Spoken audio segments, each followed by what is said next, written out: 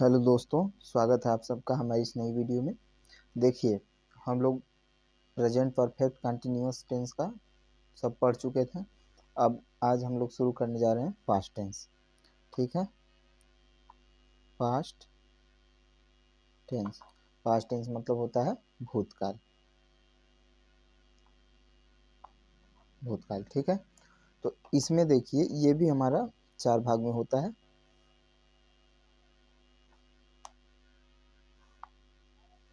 पहला हो जाएगा इंडेफिनिट,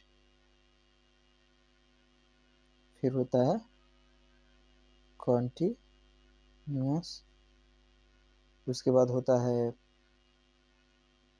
परफेक्ट, उसके बाद होता है परफेक्ट कॉन्टिन्यूअस। ठीक है, तो ये भी 4 भाग में होता है। क्या क्या होता है? इंडेफिनिट, जैसे पास्ट के साथ इंडेफिनिट लग जाएगा तो past indefinite, past continuous tense, past perfect tense और पास्ट परफेक्ट कंटिन्यूअस टेंस। ठीक है, तो अब हम लोग क्या करेंगे, देखिए पहले सब में एक बात आपको पता चल गई होगी सब वीडियो देखते देखते कि देखिए पहले होता है सिंपल मतलब अफर्मेटिव, उसके बाद होता है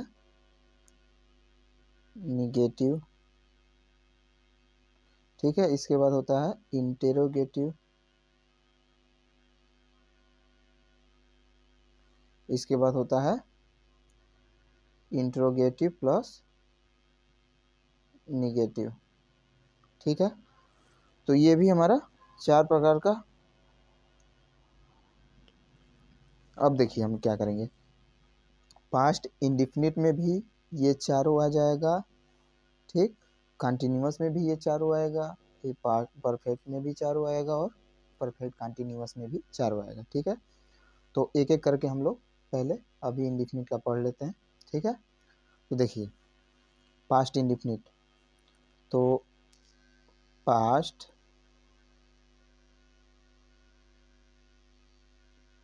पास्ट इंडिफिनिट में पहचान पहचान हम लोग कैसे पहचानेंगे कि ये पास्ट इंडिफिनिट का है, तो उसमें हम लोग क्या देखते हैं, लास्ट में जैसे हो जाएगा या है, सॉरी सॉरी सॉरी, या,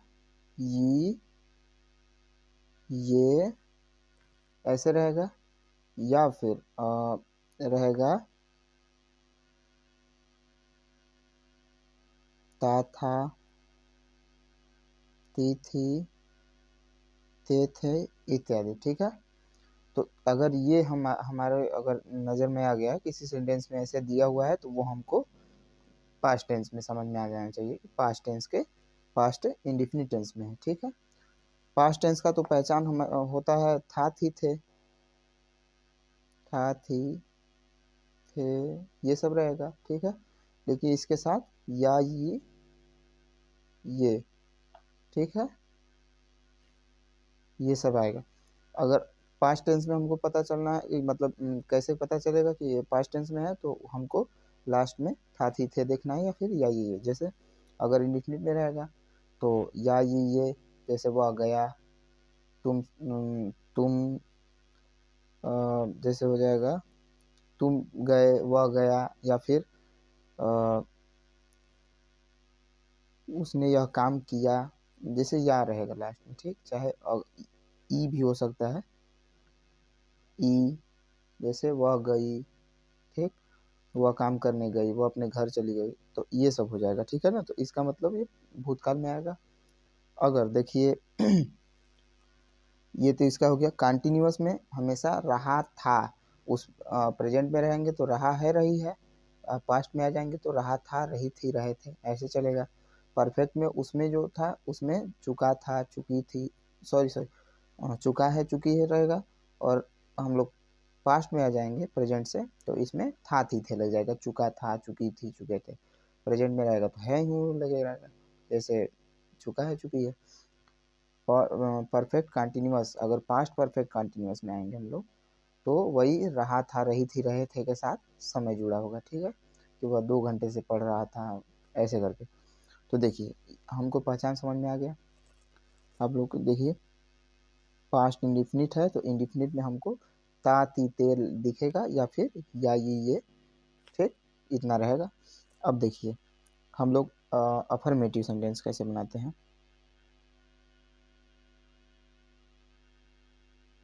अफर्मेटिव सेंटेंस, अफर्मेटिव में क्या करना होगा हमको, सबसे पहले सब्जेक्ट, ठीक, इसके बाद हेल्पिंग वर्ब अगर रहे तब, लेकिन यहाँ पे हम लोग क्या करते हैं, हेल्पिंग वर्ब हमारा नहीं लगता, ठीक है।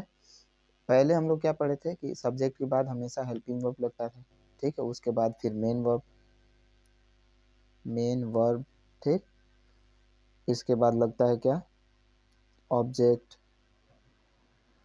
इसके बाद अदर वर्ड, ठीक। लेकिन हमारा यहाँ पे क्या करेंगे, देखिए प्रेजेंट इंडिफिनिट, ठीक, एंड पास्ट इंडिफिनिट, ये दो ऐसे हम लोगों के मतलब हैं जिसमें हम लोग अफर्मेटिव या फिर सिंपल में, जो सिंपल सेंटेंसेस होते हैं उसमें हम लोग हेल्पिंग वर्ब का प्रयोग नहीं करते हैं जब तक निगेटिव ना आए। अगर अफर्मेटिव रहेगा तो हम लोग हेल्पिंग वर्ब का प्रयोग नहीं करेंगे, ठीक है। तो इसमें जैसे इसका हेल्पिंग वर्ब क्या होता है, हेल्पिंग वर्ब होता है इसका इसमें होता है वाज, सॉरी इसमें नहीं होता है, इसमें तो डिड होता है, ठीक है, ये कंटिन्यूअस में चला जाएगा वाज वेयर, ठीक। तो इसमें होता है डिड, जैसे प्रेजेंट इंडिफिनिट का रहता है हमारा रहता था तो उसमें डू या डज रहता है, तो पास्ट इंडिफिनिट में आएंगे तो हमारा केवल एक डिड हो जाता है, ठीक है। तो इसमें डिड रहेगा, लेकिन ये कब लगेगा, जब निगेटिव हो, इंट्रोगेटिव हो, सिंपल में नहीं लगता है, ठीक है। तो सिंपल में इसमें हम लोग हेल्पिंग वर्ब नहीं लगाएंगे, यहाँ पे हमारा इसमें मेन वर्ब में हमेशा सेकेंड फॉर्म जुड़ जाएगा, ठीक। डिड अगर जहाँ लगता है जैसे निगेटिव में तो उसमें हमेशा वर्ब का फर्स्ट फॉर्म जोड़ते हैं, ठीक, वर्ब का फर्स्ट फॉर्म, लेकिन इसमें हम लोग को हेल्पिंग वर्ब नहीं लगाना है। तो देखिए सब्जेक्ट, इसके बाद मेन वर्ब का सेकंड फॉर्म, ठीक, इसके बाद ऑब्जेक्ट, उसके बाद अदर वर्ड। जैसे अफर्मेटिव में क्या आएगा, जैसे या ये आ जाए, जैसे वह क्रिकेट खेलने गया, या आ गया, ठीक है। तुम स्कूल पढ़ने गई, ये हो गया, ठीक है। और जैसे और हो जाएगा तातीते वाले में,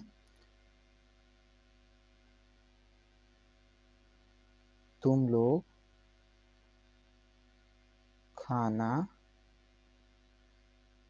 खाते थे, ठीक है। या फिर हो जाएगा रोहन अपने खेत में काम करता था, ये हो गया। तो देखिए सबसे पहले हम लोगों को क्या करना है, सब्जेक्ट, सब्जेक्ट क्या हो जाएगा यहाँ पे, सिंगुलर है, इसमें सिंगुलर प्लूरल कुछ भी हो उससे कोई मतलब नहीं है, हमेशा अगर हेल्पिंग वर्ब जहाँ लगाना होगा वहाँ पे हमेशा हेल्पिंग वर्ब एक ही लगना है। इसमें डू या डज तो है नहीं कि जैसे सिंगुलर नंबर अगर सब्जेक्ट सिंगुलर में हो तो हम लोग डज का प्रयोग करते हैं और प्लूरल में हो तो डू का, तो इसमें एक ही है, सिंगुलर हो या प्लूरल सब में डी डी प्रयोग होगा, लेकिन अफर्मेटिव में नहीं होगा, निगेटिव में होगा। तो देखिए वह क्रिकेट खेलने गया तो क्या हो जाएगा, ही सब्जेक्ट हो गया हमारा, इसके बाद हेल्पिंग वर्ब तो लगाना नहीं है, मेन वर्ब क्या है, खेलने गया, गया, ठीक है। तो गया क्या हो गया, गो। गो हो गया हमारा मेन वर्ब, लेकिन मेन वर्ब का हमको सेकंड फॉर्म, तो क्या हो जाएगा, वेंट। गो वेंट गॉन, तो वेंट, ही वेंट, कहाँ गया, तो क्रिकेट खेलने। क्या खेलने, क्रिकेट। तो हो जाएगा ही वेंट, क्या करने गया है, टू प्ले, मतलब खेलने के लिए। ये हो गया हमारा ऑब्जेक्ट, तो नहीं कर सकते इसको। तो ही वेंट टू प्ले, मतलब वह क्या करने गया है, खेलने गया है। क्या खेलने गया है, ऑब्जेक्ट ये हो जाएगा क्रिकेट। तो लिख देंगे आगे cricket, he went to play cricket. ठीक है, वह क्या खेलने गया है, क्रिकेट खेलने गया है। जैसे तुम स्कूल पढ़ने गई, तुम स्कूल में पढ़ने गई, ठीक। तो क्या हो जाएगा, यू, ये हो गया हमारा सब्जेक्ट। इसके बाद मेन वर्ब क्या है, गई। यहाँ पे वेंट हो जाएगा, गो का वेंट, यू वेंट, कहाँ गई, टू स्कूल, टू रीड। देखिए यहाँ पे क्या हो जाएगा, यू वेंट टू स्कूल। यहाँ पे ये भी हो सकता है, you went to school to read, मतलब तुम स्कूल गई क्या करने, टू रीड, मतलब पढ़ने के लिए। या फिर अगर स्कूल में है तो इसको हम ये भी बना सकते हैं कि यू वेंट टू रीड, तुम पढ़ने गई, टू रीड मतलब पढ़ने के लिए गई, कहाँ गई, in school, in the school, you went to read in the school, मतलब या फिर you went to read in the school, ये भी हो जाएगा, या फिर you went to school to read, ठीक, दोनों हो जाएगा। यहाँ पे हम देखिए, तुम लोग खाना खाते थे, ठीक। तो यहाँ पे क्या हो जाएगा, यू हमारा हो गया सब्जेक्ट, इसके बाद यू, तुम लोग हो गया सब्जेक्ट, इसके बाद खाना खाते थे, तो मेन वर्ब क्या है, खाना, मतलब ईट, तो हो जाएगा ईट एट, एट हो जाएगा, यू एट, खाते थे, क्या खाते थे, तो ऑब्जेक्ट क्या है इसमें, किसको खाते थे, खाना को, you ate food, you ate food, मतलब तुम लोग खाना खाते थे। ये हो जाएगा, देखिए रोहन अपने खेत में काम करता था, तो क्या हो जाएगा, रोहन, ठीक, क्या करता था, इसका मेन वर्ब क्या है, काम करना, ठीक। तो या फिर वर्क अगर लगा देंगे तो भी काम करना हो जाएगा, या फिर डू वर्क लगाएंगे तो डू हमारा करता हो जाएगा, कर्ता का मीनिंग हो जाएगा, मतलब वर्ब हो जाएगा, ठीक है। तो रोहन डू, ये भी हो जाएगा, या फिर रोहन वर्कड, वर्क मतलब ये वर्क मीन्स काम करना अगर हो जाएगा तो उसका सेकेंड फॉर्म हो जाएगा वर्कड, या फिर डू डिड डन। तो डू का अगर सेकेंड फॉर्म रहेगा तो डिड, ये वाला डिड नहीं होगा, वो डू का सेकेंड फॉर्म होगा। तो इसका ये भी हो सकता है, जैसे रोहन डिड, मतलब करता था, क्या करता था, वर्क, कहाँ करता था, इन हिज, FIELD फील्ड, मतलब रोहन, ये करता हो गया रोहन, ठीक है। इसके बाद मेन वर्ब है, मेन वर्ब करना, तो डू का डिड हो जाएगा सेकंड फॉर्म, मेन वर्ब का सेकंड फॉर्म। इसके बाद क्या करता था, काम, ऑब्जेक्ट क्या है, काम, काम कहाँ करता था काम, अदर वर्ड में क्या लिखाएगा, अपने खेत में, तो in his field, his means उसके लिए, रोहन के लिए, हिज मतलब उसका, तो रोहन का अपना खेत है, तो इन हिज फील्ड। या फिर ये भी हो सकता है, अगर हम डिड न लगा के वर्क मीन्स ही अगर कहीं काम करना होता है तो हो जाएगा रोहन वर्कड, मतलब रोहन काम करता था, in his field, Rohan worked in his field, मतलब रोहन अपने खेत में काम करता था, ठीक है।